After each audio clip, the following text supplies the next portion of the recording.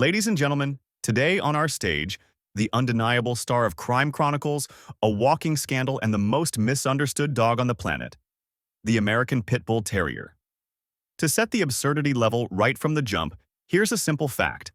The International Canine Federation, kind of like the UN for dogs, still refuses to officially recognize this breed.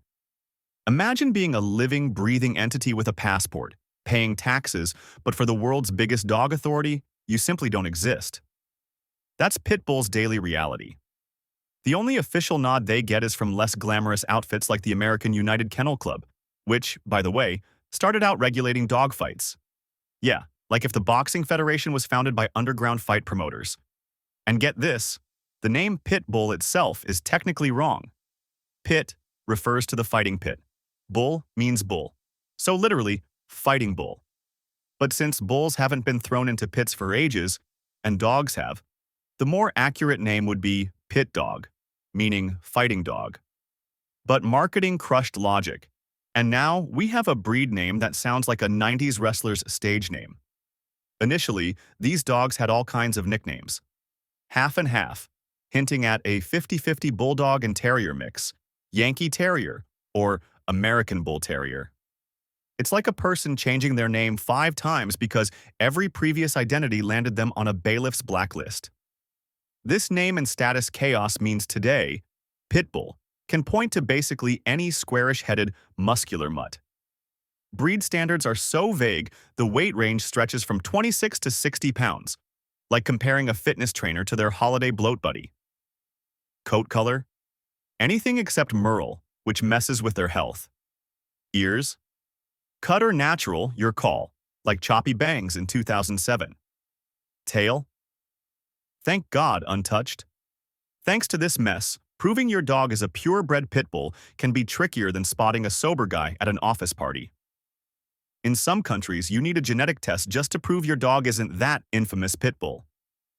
In Denmark, cops can demand your dog's paperwork, and if you don't have it and the pooch looks banned, you must prove your dog isn't a camel. Meanwhile, France's rules are even weirder. Pit bulls of the first category are banned, but American Staffordshire Terriers of the second category are allowed, with restrictions. They're basically cousins who look almost identical. The only difference? A paper from a local dog club. No doc, no legal dog, straight-up criminal. This is pure bureaucratic madness where a living being's legality hangs on a form, not essence. So next time you see a pit bull, remember, this isn't just a dog. It's a walking legal riddle, an unrecognized genius, and an existential nightmare on 4 legs. And we haven't even touched its reputation yet. To really grasp the pit bull tragedy, you gotta peek into its dossier dating back to foggy 19th century England. That era's gents got a kick out of blood sports, like bull baiting, which involved Old English bulldogs, savage beasts built like tanks. When bull baiting got banned, the crowd shifted focus to dogfighting. Here's the catch. A heavy bulldog in the ring against a more agile dog was like sending a tank against a nimble fighter jet. It was just clumsy. So some breeding genius thought, let's mix the bulldog's raw power and grit with the terrier's speed, reactions, and brutal guts. Voila, the cursed and blessed bull and terrier hybrid, ancestor of every modern pit bull. From bulldogs, they inherited jaw strength and stubbornness. From terriers, speed, and what's called gameness. Gameness isn't about loving games, it's pure battle mode.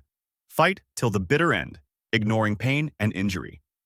That trait turned them into ring champs but also cursed them forever in the modern world.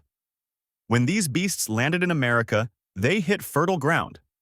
Dogfighting was insanely popular there. The pit bull became the omnipotent underground legend. Crafted for one thing only, to be the perfect gladiator. They were trained to never show aggression towards the human ref in the pit, but to tear apart any other dog. This implanted a monstrous paradox, intensely human-focused but potentially violent to other animals. Now, onto a big myth. False fact.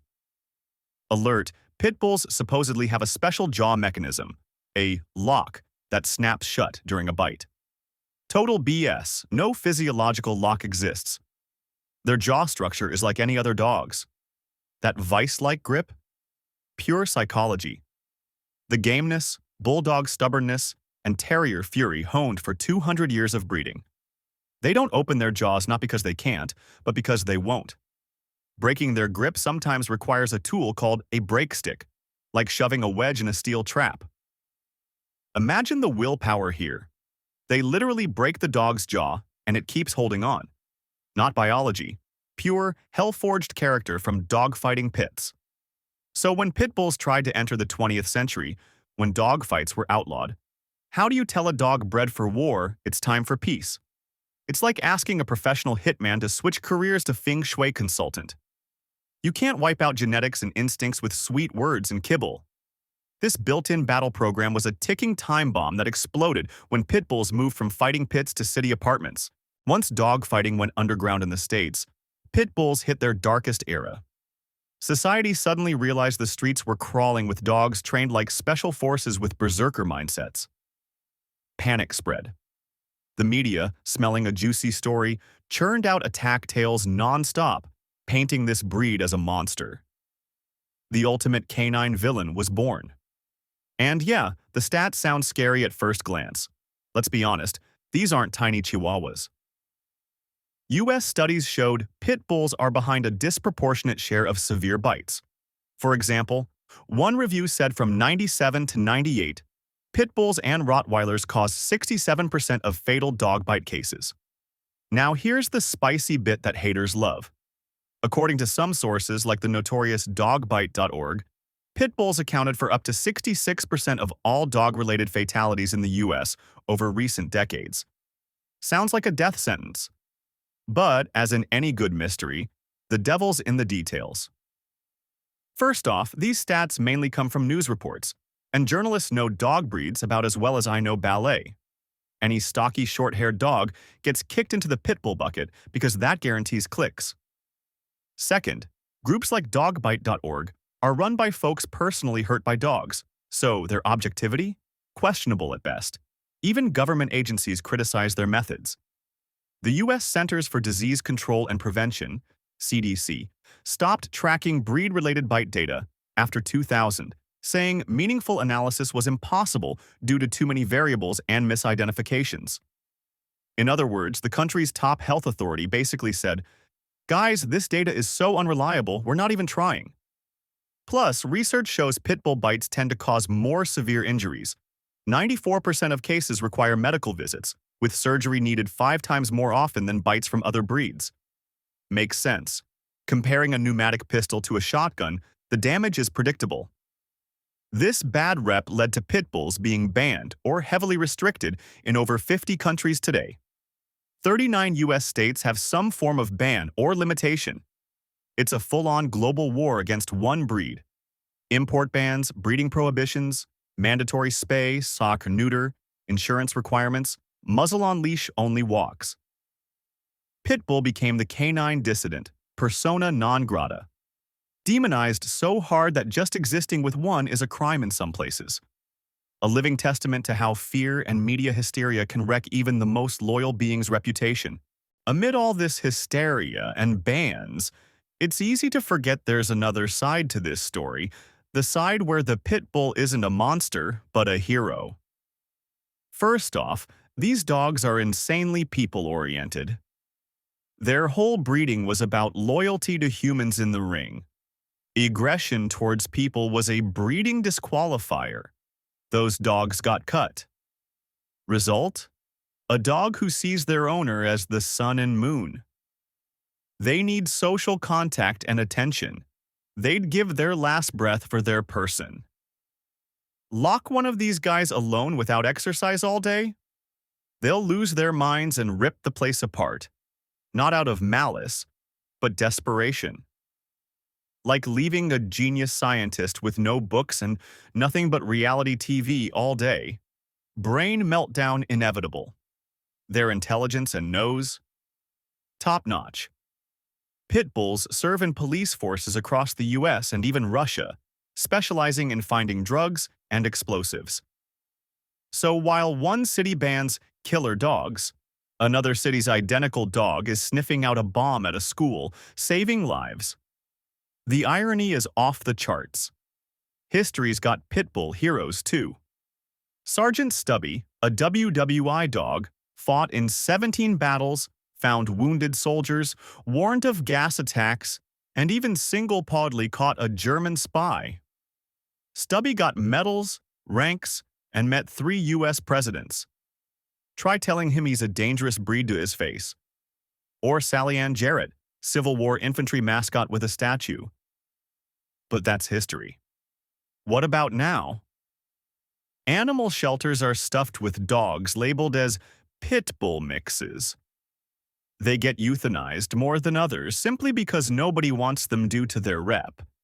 It's gotten so bad that many U.S. shelters literally lie on paperwork, calling pit bulls other breeds to give them a shot at life. Shelter workers breaking rules out of compassion. This isn't a dog problem, it's a societal one. Entire campaigns spend millions to rebrand pit bulls as perfect family dogs. They're fighting a David versus Goliath battle, with Goliath holding all global media. And here he is, the pit bull, turned service dog, lifesaver, companion, athlete, and at the same time an outcast feared and hated. Like a talented actor only remembered for one villainous role, seen as a threat with every glance, ignoring the decades of brilliant performances. So what's the take? We've got a dog that's a walking oxymoron, born to kill but demanded to love humans. Breed standards so loose you could fit half the shelter dogs under pit bull. Banned in dozens of countries yet employed by governments to protect citizens. Absurdity turned religion.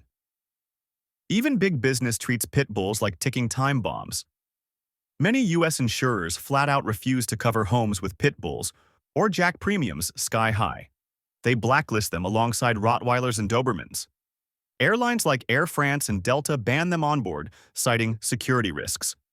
So your pit bull can't even fly in cargo because, apparently, mental powers could decompress the plane mid-flight. This dog became so toxic an asset that even its image can cause trouble. In 2005, 2 Florida lawyers used a pit bull logo with a 1-800-PIT-BULL phone number to show how ferocious they were. The Florida Supreme Court ruled it violated legal advertising rules. The dog turned into not just a symbol of aggression but also of social status. In some circles, hip-hop culture, street gangs, it's a sign of power and danger. In others, animal rights activists, a symbol of injustice and martyrdom. But here's the darkest page. According to the Anti-Defamation League, the pit bull became a hate symbol for racist skinhead groups. One U.S. org even adopted it as their logo. Imagine the nightmare. A dog genetically wired to love people of all colors turned into a banner for racial hatred. So today, the pit bull isn't just a breed. It's a cultural phenomenon, a mirror reflecting our deepest fears, prejudices, and contradictions. It's a war hero, company mascot, cop, drug courier, family member, gang weapon, and symbol of racism, all rolled into one. A blank slate everyone paints with whatever they want to see. The final verdict in this long drama? Not the dogs to give. It's on us. Humanity, which first creates the perfect killing machine, then freaks out because it kills perfectly. We made a monster, and now we're trying to burn it at the Inquisition's stake instead of owning up to what we created.